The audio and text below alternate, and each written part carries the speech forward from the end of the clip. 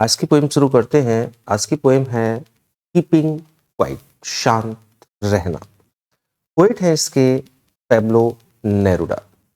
यह poem waste है importance of silence and self introspection पर। इस पोएम में बताया गया है कि इस चुप रहने का क्या महत्व है, क्या इम्पोर्टेंस है।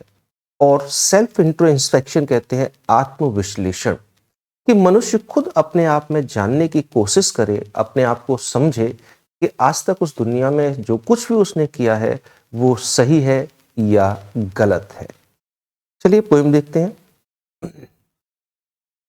Now we will count to 12। Poet कह रहे हैं नाउ, अब वी विल काउंट, हम काउंट करेंगे, गिनती करेंगे टू 12, 12 तक। अब यहां बड़ी प्रॉब्लम है कि ये 12 आखिर है क्या चीज। कुछ लोग कहते हैं ये जो 12 है ये 12 आवर्स हैं। कुछ लोग कहते हैं कि ये 12 जो है 12 मंथ्स हैं। एक ने तो और ही अच्छा कहा कि अगर हम कीपिंग क्वाइट के लेटर्स को काउंट करें तो वो 12 आते हैं, तो उन्होंने इसलिए इसको कर दिया 12। लेकिन यहाँ ऐसा कुछ है नहीं। सिंपल सा है यहाँ पर कि हम केवल 12 तक ही काउंट करने को बोला है उन्होंने। क्यों? कि जब देखो हम छोटे बच्चे होते हैं तो हम हाइड एंड सीक, लुका छुपी का खेल खेलते हैं, जिसे हम आइस पाइस भी कहते हैं। तो हम लोग चाहते हैं कि हाँ तुम जाओ और वहां काउंटिंग करो 5 तक। वो कहता है मैं 5 तक काउंटिंग करूंगा। वो कहता है नहीं नहीं 8 तक करना, तो 10 तक करना। क्यों? तो 10 तक का मतलब है कि हमें इतना टाइम मिले कि हम छिप सकें। तो वो यहाँ 12 तक काउंटिंग के लिए ये कह रहे हैं कि जो भी आगे बताएंगे करने के लिए, वो उसके लिए उन्हें एक sufficient time, time of period मिल सके। वो पीरियड के लिए बात कर रहे हैं, यहाँ पर एक ड्यूरेशन के लिए बात कर रहे हैं। तो इसलिए कह रहे हैं वो 12 तक काउंट कर लो। तो ना तो ये समय हमारे पास, हम 12 तक काउंट करेंगे तो ना तो समय कम रहेगा ना ज्यादा रहेगा, एक सफिशियंट समय हमारे पास उपलब्ध हो जाएगा। आगे क्या कहते हैं? तो कह रहे हैं कि हम 12 तक गिनेंगे। And we will all keep still. And we will all, और हम सभी, कीप स्टिल, स्टिल कहते हैं शांत, और हम सभी शांत हो जाएंगे। हम 12 तक गिनेंगे, रेडी होंगे, और जैसे ही 12 की काउंटिंग खत्म होगी हम सभी लोग शांत हो जाएंगे, एकदम शांत, कोई नहीं बोलेगा फिर। फॉर वंस, एक बार, on the face of the earth, पृथ्वी के चेहरे पर, अर्थात पृथ्वी पर, इस अर्थ पर, let us not speak in any language. हम किसी भी लैंग्वेज में बात नहीं करेंगे। अब यहां भी थोड़ी प्रॉब्लम आती है बच्चों। कुछ टीचर कहते हैं कि एनी लैंग्वेज से मतलब है यहाँ हिंदुस्तान में डिफरेंट डिफरेंट भाषाएं बोली जाती हैं, और विदेशों में भी कहीं इंग्लिश बोली जाती है, कहीं फ्रांस बोली जाती है। तो डिफरेंट डिफरेंट लैंग्वेज से मतलब है डिफरेंट डिफरेंट टाइप के पीपल, लोग। लेकिन मेरा मानना है कि पोइट कह रहा है कि हम वास्तव में किसी भी लैंग्वेज का है, यहाँ लैंग्वेज का मतलब किसी भी मनुष्य से नहीं है, बल्कि वास्तव में लैंग्वेज से ही है। हम किसी भी लैंग्वेज में बात नहीं करेंगे। इवन ना हम हिंदी में बात करेंगे, ना इंग्लिश में बात करेंगे, ना फ्रेंच में बात करेंगे। हम बात करेंगे, हम इवन साइन लैंग्वेज में भी बात नहीं करेंगे। कारण क्या है? क्योंकि जब हम बात करते हैं, चाहे वो किसी भी है, साइन लैंग्वेज भी क्यों ना हो हमारी, अगर हम बात करते हैं ना तो उससे कुछ ना कुछ प्रॉब्लम हमेशा होती ही होती है। और इस पोएम जो बेस है वो है इम्पोर्टेंस ऑफ साइलेंस। साइलेंस, जो साइलेंट रहते हैं उसमें बड़ा महत्व है। तो यहाँ बात कर रहे हैं कि हम किसी भी लैंग्वेज में बात नहीं करेंगे, चाहे वो इंग्लिश हो, चाहे वो हिंदी हो, चाहे फ्रेंच हो, चाहे जर्मनी हो। तो लैंग्वेज का मतलब यहाँ लैंग्वेज ही है। आगे कह रहे हैं let's stop for a second. एक सेकेंड के लिए बिल्कुल स्टॉप हो जाएंगे। And not move our arms so much. And not move, और नहीं मूव करेंगे अवर आर्म्स। अब देखो यहाँ आर्म्स के दो मीनिंग आते हैं। पहला मीनिंग तो हम लोग जानते हैं, हम अपने हाथ पैरों को नहीं चलाएंगे, यानी कि वो ये कहना चाह रहे हैं कि अब हम ज़्यादा जो हम करते चले आए काम नहीं करेंगे, हम रेस्ट करेंगे। और दूसरा आर्म का मतलब आता है वेपन्स, हथियार, यानी कि अब हम एक दूसरे के विरुद्ध हथियार नहीं चलाएंगे, युद्ध नहीं करेंगे। तो आप दोनों माइंड में रख लीजिए, यहाँ दोनों ही चीजें हो सकती है। यहाँ पहला पैराग्राफ कंप्लीट होता है।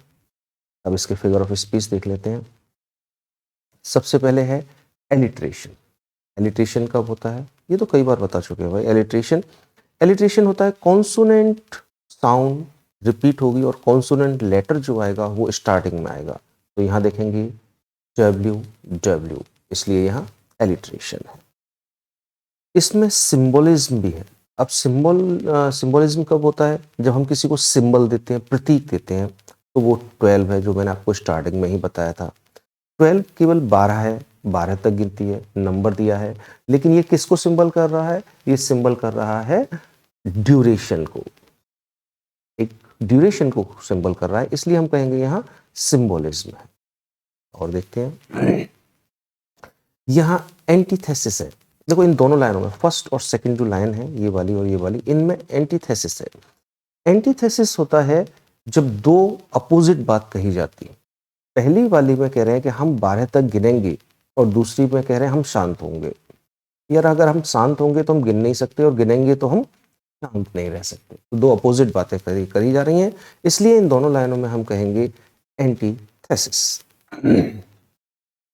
उसके बाद पर्सोनिफिकेशन है थर्ड लाइन में। और पर्सोनिफिकेशन कब होता है, जब किसी भी लाइफलेस ऑब्जेक्ट को एक व्यक्ति के रूप में बताया जाता है। तो यहाँ जो आप देखेंगे इसमें लिखा हुआ है फेस ऑफ द अर्थ, पृथ्वी का चेहरा। चेहरा जो मनुष्य का होता है, इसलिए पृथ्वी को जो है, अर्थ को जो है उन्होंने पर्सोनिफाइड किया है, इसलिए पर्सोनिफिकेशन है। यहाँ पर है anaphora.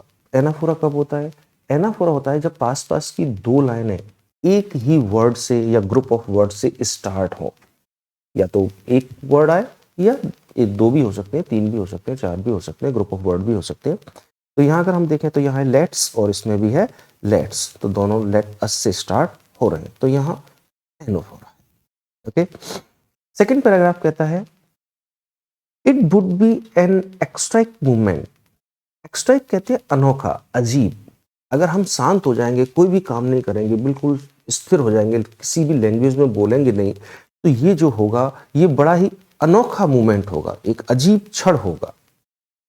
Without rush, without engine. Rush कहते हैं दौड़ना भागना, ना कोई दौड़ भाग होगी।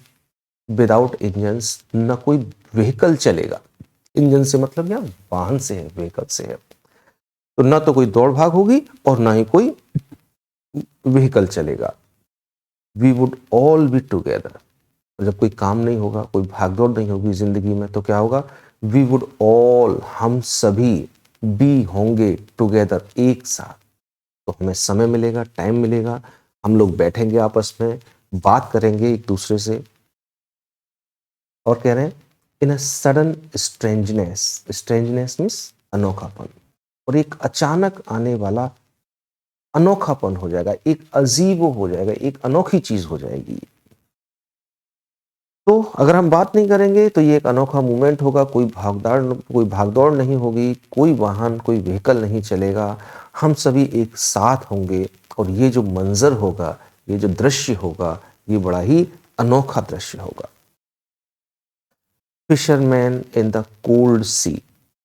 फिशरमैन मछुआरे जो हैं, कोल्ड सी ठंडे समुद्र में, वुड नॉट हर्ट, चोट नहीं पहुंचाएंगे, हर्ट मीन्स नुकसान करना, पहुंचाना। वेल्स, वेल को अब हम यहाँ वेल भी कह सकते हैं, और मोस्टली हम वेल्स का मतलब फिश, मछलियों से भी लगाएंगे, क्योंकि फिशरमैन केवल एक वेल को ही तो उन्हें पकड़ता, और भी मछलियां हैं उन्हें भी पकड़ता है, तो हम यही कहेंगे कि मछलियों को। तो जो फिशरमैन है, मछुआरा है, वो मछलियों को नुकसान नहीं पहुंचाएगा, काम करने नहीं जाएगा, तो मछलियां आराम से समुद्र में घूमेंगे। एंड द मैन, और वो व्यक्ति, गैदरिंग साल्ट। गैदरिंग कहते हैं इकट्ठा करना, साल्ट मीन्स नमक। नमक को इकट्ठा करने वाला जो व्यक्ति है क्या करेगा, would not look at his hurt hands. Would not look, वो नहीं देख पाता है, एट हिज हर्ट, हर्ट कहते हैं चोट पहुंचे हुए, नुकसान पहुंचे हुए, हैंड्स हाथों को। एक व्यक्ति जो नमक इकट्ठा करता है, वो नहीं देख पाता कि उसके हाथों को, उसको पैरों को कितना नुकसान हुआ है। तो जो व्यक्ति समुद्र के पानी से नमक बनाते हैं, वो हर वक्त नमक में रहते हैं, नमक को हाथों से इकट्ठा करते हैं, पैरों से उन पर चलते हैं, तो उनके पैरों में और हाथों में गलाव आ जाता है और वो अपने पैसा कमाने के लिए उनके पास टाइम ही नहीं है कि वो देख सकें कि आखिर उन्होंने कितना नुकसान अपने आप में कर लिया है। लेकिन जब हम लोग कोई काम नहीं करेंगे, शांत होकर बैठ जाएंगे, सारे काम बंद कर देंगे, तो उस व्यक्ति को भी देखने का मौका मिलेगा कि आखिर उसके हाथों को और उसके पैरों को कितना नुकसान हुआ है। एक तो ये हो गया यहाँ पर।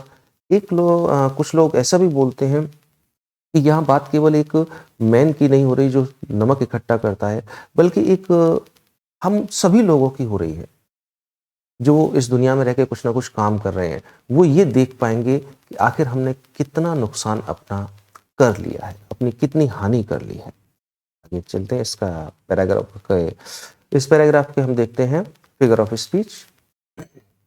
सबसे पहले है रिपीटेशन। रिपीटेशन होता है जब हम किसी चीज को रिपीट करते हैं। तो यहाँ देखिए वर्ड रिपीट हो रहा है, विदाउट विदाउट, तो रिपीटेशन हो गया। फिर है आपका एलिट्रेशन। एलिट्रेशन तो बहुत आता है भाई, हर पोएम में आता है, बहुत आता है। रट लो, कॉन्सोनेंट साउंड और स्टार्टिंग में लेटर होगा कॉन्सोनेंट। तो यहाँ है वी वोट। आगे देखते हैं, फिर एलिट्रेशन है और क्यों है, consonant sound consonant letter starting में ही आएगा। तो वो देखिए सडन स्ट्रेंज। फिर एलिट्रेशन है और वो है वुड और हार, डब्ल्यू डब्ल्यू। तो और फिर एलिट्रेशन है heart hand, H H. Alliteration रट लो भाई, पोएम में बहुत यूज होता है एलिट्रेशन। कॉन्सोनेंट साउंड रिपीट होगी और जो कॉन्सोनेंट लेटर होगा वो स्टार्टिंग में ही आएगा। आगे चलते हैं। Those who prepare green Wars, those way who जो प्रिपेयर तैयार कर रहे हैं ग्रीन वॉर्स। यहां ध्यान से देखें, ग्रीन वॉर्स का मतलब है जंगल को काटना। हरियाली के विरुद्ध युद्ध लड़ रहे हैं, तो वो जंगल को काट रहे हैं, हरे पेड़ों को काट रहे हैं। तो वे लोग जो हरे हरे पेड़ों को काट रहे हैं। वॉर्स विद गैस, इसका मतलब है पॉल्यूशन करना, प्रदूषण करना। वॉर्स विद फायर, फायर से मतलब है हथियार, आर्म्स। तो युद्ध लड़ रहे हैं। वे व्यक्ति जो जंगलों को काट रहे हैं, वे व्यक्ति जो प्रदूषण कर रहे हैं, और वे व्यक्ति जो युद्ध लड़ रहे हैं, उनसे कभी कहता है विक्ट्रीज, जीत जिसे हम कहते हैं, विद नो सर्वाइव। सर्वाइव कहते हैं जीवित रहना। अगर तुम जीत भी गए, तुमने जीत भी लिया, विक्ट्री प्राप्त कर ली, तो फिर नो सर्वाइवर, लेकिन जीवित तो कोई बचा नहीं, तो फिर उस जीत का क्या मतलब होगा। तो हम ऐसे काम क्यों करें जिससे हमें रिजल्ट तो अच्छा मिले, लेकिन उस रिजल्ट का कोई फायदा ना हो, कोई प्रॉफिट ना हो। Would put on clean cloth. अब कह रहे हैं कोई पुट ऑन कहते हैं पहनना। हम पहनेंगे क्लीन क्लॉथ्स, साफ कपड़े। अब एक्चुअल में साफ कपड़े बनने के नहीं, साफ कपड़े पहनने के लिए नहीं कह रहा है ये। साफ कपड़े से मतलब है यहाँ साफ हृदय। हमारे मन में जो ईर्ष्या है, लालच है, द्वेष है, इन सबको हटा दो, क्लीन कर लो अपने हार्ट को। तो क्लीन क्लॉथ से मतलब है क्लीन हार्ट। अब हम अपना हृदय सबसे पहले क्लीन करेंगे, साफ करेंगे। एंड और वॉक, चलेंगे, अबाउट विद देयर ब्रदर्स, अपने भाइयों के साथ। यानी कि अब हम अपने मन को साफ कर लेंगे बिल्कुल, और अपने भाइयों के साथ, यानी कि संसार में जितने भी लोग हैं वो सब हमारे भाई हैं, तो उनके साथ हम रहेंगे, चलेंगे, घूमेंगे, फिरेंगे। इन द शेड, शेड माने तो होता है छाया, लेकिन यहाँ जो छाया आया है वो प्रोटेक्शन के लिए आया है, सुरक्षा के लिए आया है। अगर हम एक साथ रहेंगे तो हम एक दूसरे को प्रोटेक्शन दे पाएंगे, एक दूसरे को सुरक्षा दे पाएंगे। तो कवि कह रहा है कि हमें साथ रहना चाहिए, जरूरी है हमारी प्रोटेक्शन के लिए, हमारी सुरक्षा के लिए। डूइंग नथिंग, और कुछ नहीं करना, हमें कुछ नहीं करना, बस इतना ही काम करना है कि अपने हृदय को साफ करना है और एक साथ रहना है, तो हम सबको सुरक्षा मिलेगी, एक दूसरे की हम सुरक्षा कर पाएंगे। अब देखते हैं इसमें फिगर ऑफ स्पीच। आयरनी है। आयरनी कब होती है? देखो, आयरनी होती है उस समय जब लिखा कुछ और जाता है, मीनिंग कुछ और होता है। अब यहां लिखा है ग्रीन वॉर्स। अब जो ये ग्रीन वॉर है, ये इसका मतलब ये नहीं कि हरा युद्ध, इसका मतलब पेड़ों को काटना। तो लिखा कुछ और है, मीनिंग कुछ और निकलता है, तो वहां आयरनी होता है। यहाँ है रिपीटेशन। रिपीटेशन का मतलब रिपीट होना, और रिपीट क्या हो रहा है, वॉर और विद, वॉर्स विद, इसलिए यहाँ रिपीटेशन है। यहाँ एलिट्रेशन है। एलिट्रेशन तो बहुत आता है, कॉन्सोनेंट साउंड, कॉन्सोनेंट लेटर, सी। यहाँ सिंबोलिज्म भी है। सिंबोलिज्म का मतलब सिंबल देना, प्रतीक देना। प्रतीक किसका दिया गया है, क्लीन क्लॉथ। और मैंने बताया क्लॉथ से मतलब यहाँ कपड़े नहीं है, बल्कि क्या है, हमारा हर्ट है। तो हर्ट के लिए क्लॉथ को सिंबल दिया गया है, इसलिए यहाँ पर है सिंबोलिज्म। और लास्ट में है मेटाफोर। मेटाफोर कब होता है, मेटाफोर होता है जब दो डिफरेंट काइंड के ऑब्जेक्ट्स होते हैं जिनका कंपैरिजन किया जाता है। दो अलग अलग प्रकार की वस्तुओं की तुलना की जाती है और उन दोनों को एक जैसा ही मान लिया जाता है। तो आप बताएंगे इस लाइन में कौन सी ऐसी चीज है जो मेटाफोर करेगी, बताइए। मेटाफोर है यहाँ पर शेड। शेड मीन्स छाया। छाया की तुलना किससे की है, सुरक्षा, प्रोटेक्शन से। और दोनों को एक ही मान लिया गया कि छाया ही प्रोटेक्शन है, प्रोटेक्शन ही छाया है, इसलिए यहां पर मेटाफोर। व्हाट आई वॉन्ट, जो मैं चाहता हूं, शुड नॉट बी कंफ्यूज्ड, वो कंफ्यूज करने वाला नहीं होना चाहिए। पोएट कह रहे हैं कि जो मैं चाहता हूं वो कंफ्यूजिंग नहीं होना चाहिए। विद टोटल इनएक्टिविटीज, बिल्कुल टोटल पूर्ण रूप से इनएक्टिविटी कहते हैं अक्रियाशील। पोएट कह रहे हैं, मैं कह रहा हूं ना कुछ भी नहीं करेंगे हम लोग, उसने शुरू में कहा हम कुछ भी नहीं करेंगे। कुछ भी नहीं करेंगे इससे मतलब ये नहीं कि बिल्कुल हाथ पे हाथ रख के बैठ जाएंगे। इस बात को कंफ्यूज मत करो, नहीं नहीं नहीं, इस चक्कर में नहीं पड़ो। यहां पोएट कहना चाह रहा है कि कुछ भी ऐसा गलत काम नहीं करेंगे जिससे हमें नुकसान हो, हमारे नेचर को नुकसान हो, हमारे देश को नुकसान हो, हमारे आसपास रहने वाले लोगों को परेशानी हो। उसको कह रहा है कि उनमें से हम कोई काम नहीं करेंगे। लाइफ इज, जीवन है, ओह बहुत अच्छी बात है। व्हाट, जो, इट इज अबाउट, बारे में है। इस लाइन को अगर एक सिंपल में कि जीवन चलने का नाम, जीवन है जो जिसके बारे में है, अर्थात जीवन चलने का नाम है। तो ऊपर कह रहे हैं कि इनएक्टिविटी नहीं है भाई साहब, अगर हाथ पे हाथ रख के बैठ जाएंगे तो कोई जीवन नहीं है।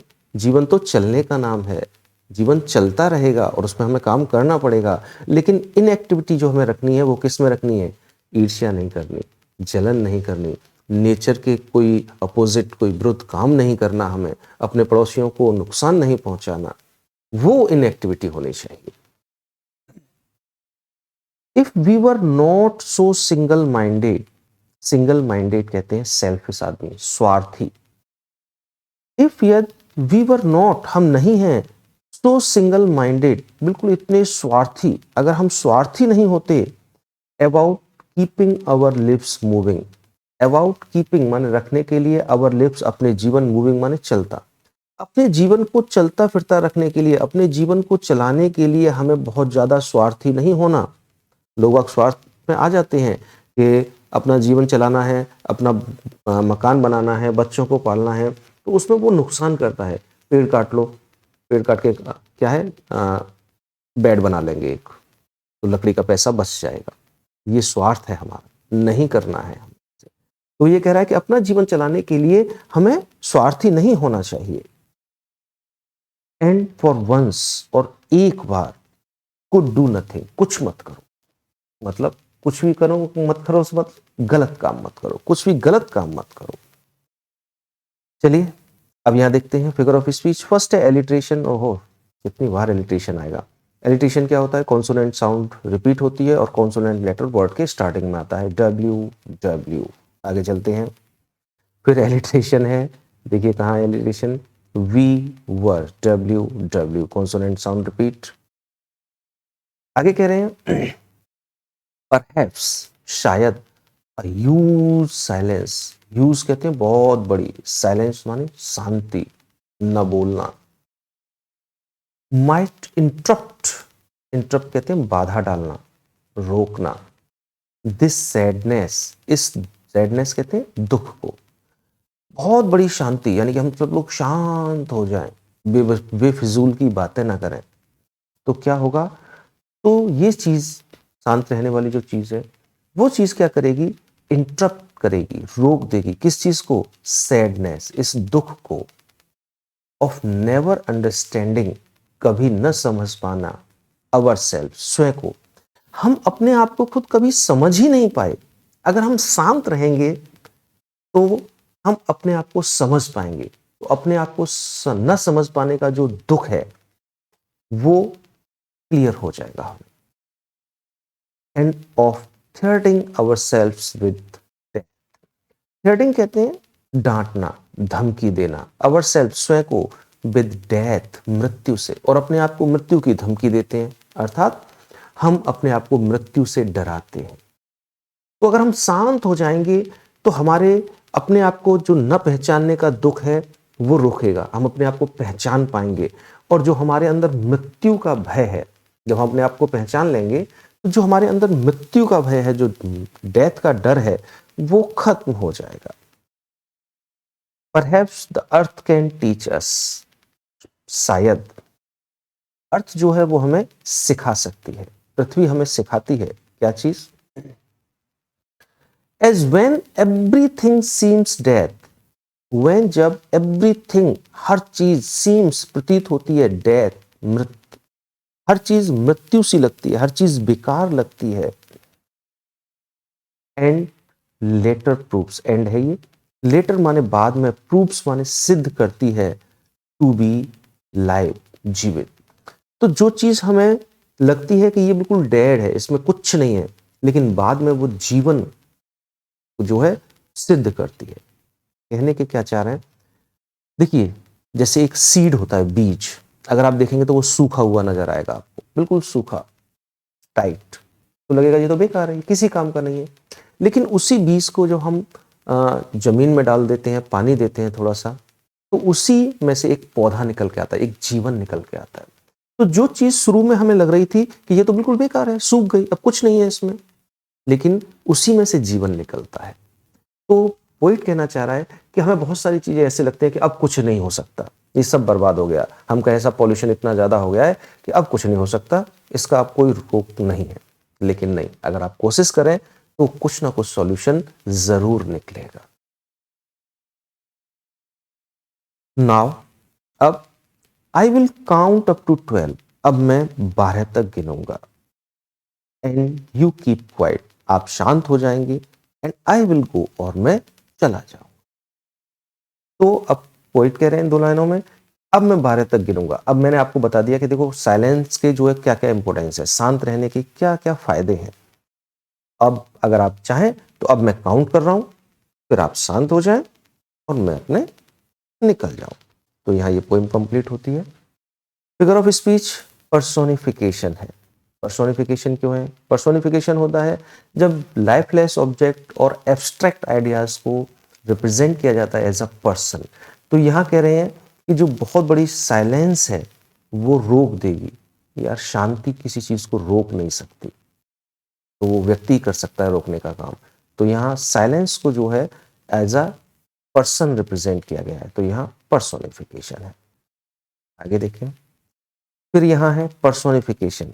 पर्सोनिफिकेशन है अर्थ कैन टीच अस, पृथ्वी हमें सिखा सकती है। सिखाने का काम मनुष्य का होता है, लेकिन यहाँ पृथ्वी सिखा रही है, तो पर्सोनिफिकेशन हो गया, व्यक्ति के रूप में रिप्रेजेंट किया है उसको। इसमें एंजेवमेंट है। अब एंजेवमेंट कब होता है? एंजेवमेंट होता है जब एक सेंटेंस कई लाइन में कंटिन्यू रहता है, 2 में, 3 में, 4 में, वो कंटिन्यू रहेगा, तो वहाँ एंजेवमेंट होगा। अगर आप स्टार्टिंग से देखें तो ये 4 लाइनों में एक सेंटेंस चला है। Perhaps a huge silence might interrupt this sadness of never understanding ourselves and the threatening ourselves with death. तो ये एक सेंटेंस है जो 4 लाइनों में कंप्लीट हुआ है, तो यहाँ एंजेवमेंट है। इस तरह से ये पोएम हमारी जो है कंप्लीट होती है।